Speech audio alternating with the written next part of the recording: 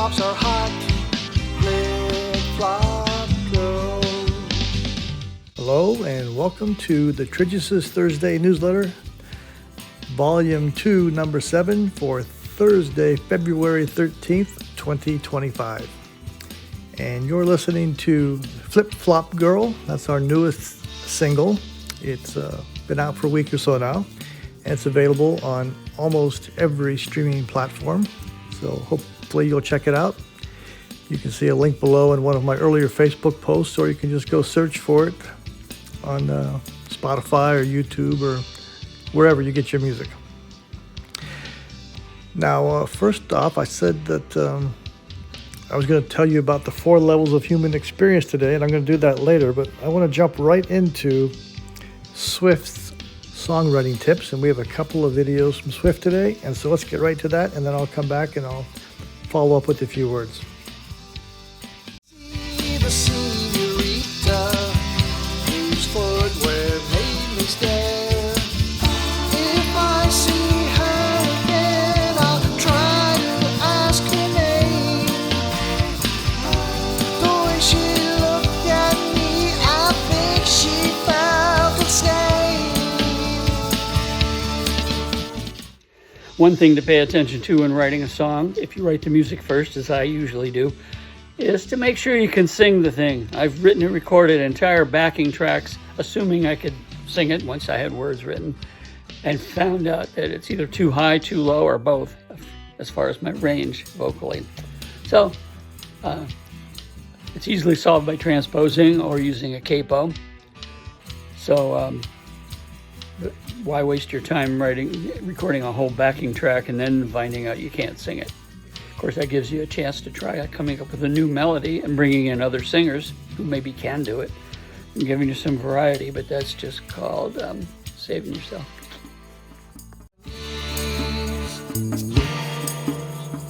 Flip-flop girl, I'm living in a lonely world.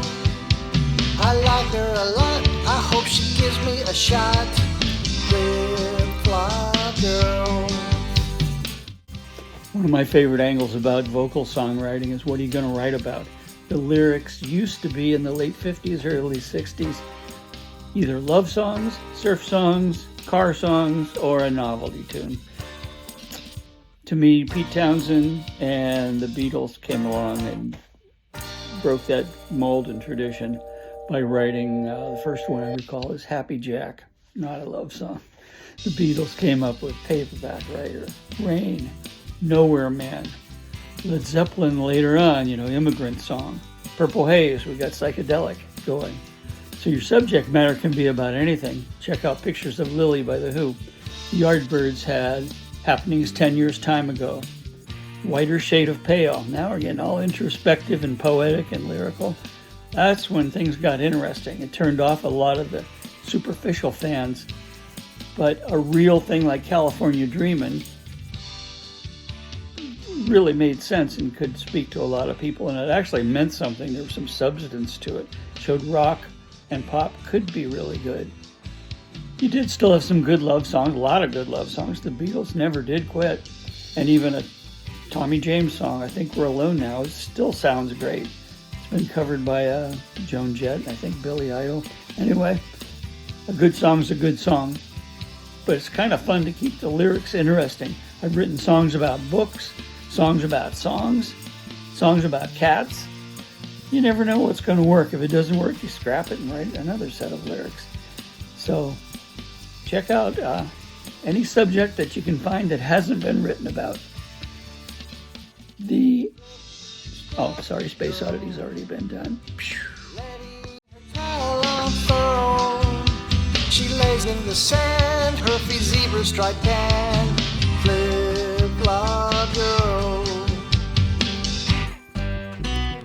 I just wanna meet her. Her feet also reveal if she's the right one. When I see her walking, if her flip-flops do the talking, she's my true love. I just want to feel us walking hand in hand. Her flip-flops spraying sand around.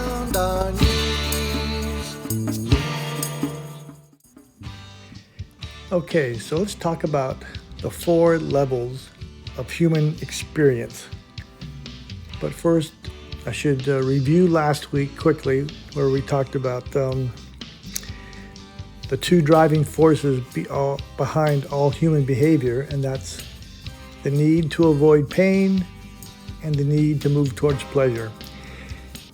And if you ever want to know your own motivation or someone else's motivation behind their actions, all you have to do is understand those 2 driving forces: moving away from pain, moving towards pleasure. And that covers everything.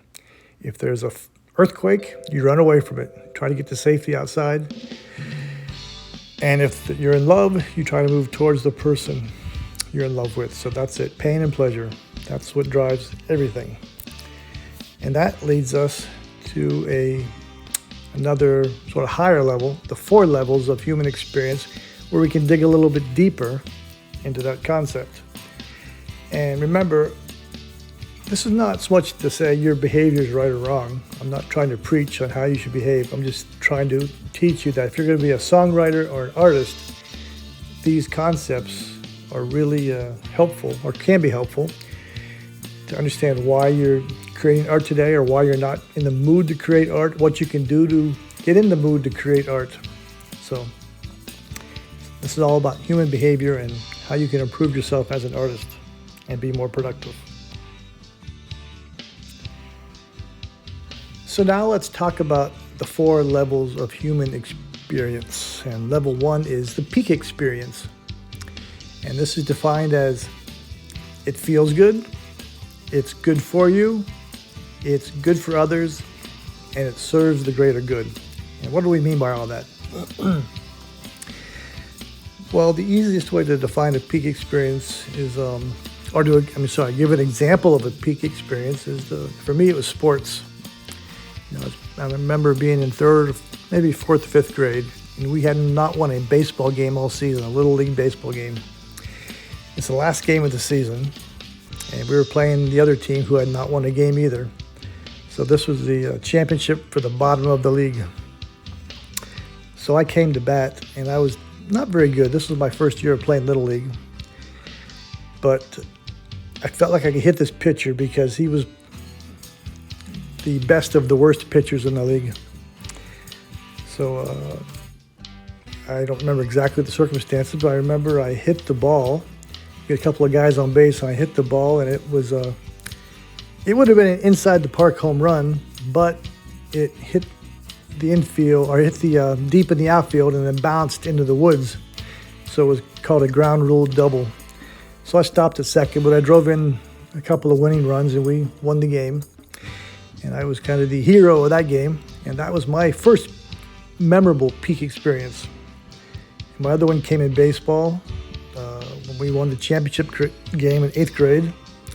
And then again, freshman football, when I intercepted a pass. Or maybe it was 8th grade, I intercepted a pass. I think it was 8th grade.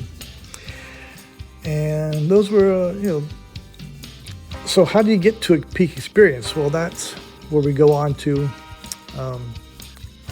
talk about level 2. So in a level 2 human experience, you're doing something that does not feel good, but it's good for you, it's good for others, and it serves the greater good. So level 2 is maybe the most important set of human experiences, because it leads to number 1, the peak experience. And so how does it do that? Well, you do something that doesn't feel good, like maybe you exercise. It doesn't always feel good while you're doing it.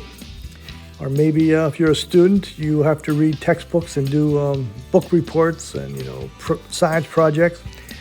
Those don't always feel good, but when you put in the time, it can lead to that peak experience where it feels good, it's good for you, it's good for others, serves the greater good.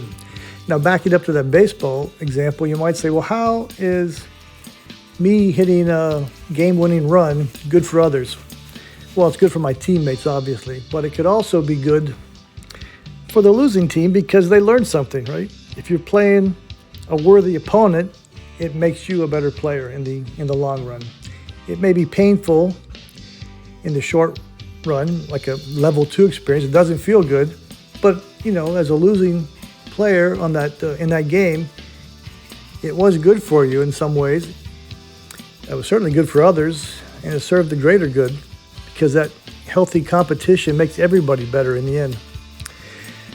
So as a songwriter, you think of that as, you put in the time, you spend lots of hours practicing on your instrument, you spend lots of hours writing that song, getting the chord progressions just right, working out the fingerings on the guitar, on the piano, all the little riffs, little accents, you get the words just right. That's a lot of work.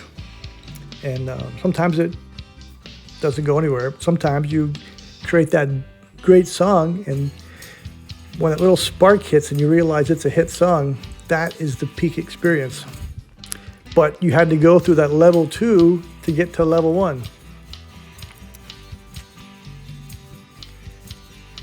Now let's talk about level 3 human experience. And this is an interesting one, someplace you really don't want to end up. This is when you do something that feels good, but it's not good for you, not good for others, and it does not serve the greater good. And the easy example for this is, drugs and alcohol. Yeah, it feels good when you're doing it, but you know that if you do it too much, and in the long run, it's not good for you. And if it's not good for you, it's probably not good for others who have to be around you when you're suffering from the adverse effects. And it doesn't serve the greater good. I mean, it's lots of problems come with abusing drugs and alcohol or anything, food, overeating. I think a lot of us understand that overeating, it feels good when you're doing it. That Godiva chocolate or that pint of Ben & Jerry's ice cream, it feels good when you're eating it. But if you do that too much, in the long run, that is not going to be good for you. If you end up with diabetes or a heart attack or a million other things from overeating, it feels good, not good for you, not good for others, does not serve the greater good. So you definitely want to avoid level 3. And finally, we're going to look at level 4 of human experience. And this is a place you definitely want to avoid. And this is the behavior you definitely want to avoid at all costs. It does not feel good. It's not good for you. It's not good for others, and it does not serve the greater good. And what's an example of this? Well, let's say anger. Let's say you're so angry you punch the wall, or you punch the door, or you punch a window, or you smash a dish, or whatever. Well, I guess it could feel good if you break a dish, but if you punch a wall, it's not going to feel very good. It's going to probably break a few bones in your hand. It's definitely not good for you, and doesn't do anybody else any good. And it doesn't serve the greater good. I mean, and you could always say, well, but there's exceptions to some of these, and there probably are. But in general, level 4, it's not something you do that does not feel good. It's not good for you, not good for others, does not serve the greater good. So just avoid level 4. Yeah, so next week we're gonna talk about the 6 human needs. And these are needs that we all have in common. And so when you're unhappy, it's because one of these needs are not being met. And there may be a few others I don't mention, a few other needs that I'm not covering, but basically these 6 human needs cover pretty much all human experience. So we'll talk about that next week. See you then. And I'll leave you with Flip Flop Girl. When I see her walking, if her flip-flops do the talking, she's my true love. I just want to feel us walking hand in hand. Her flip-flops spraying sand around our knees. Flip-flop girl, I'm living in a lonely world. I like her a lot, I hope she gives me a shot.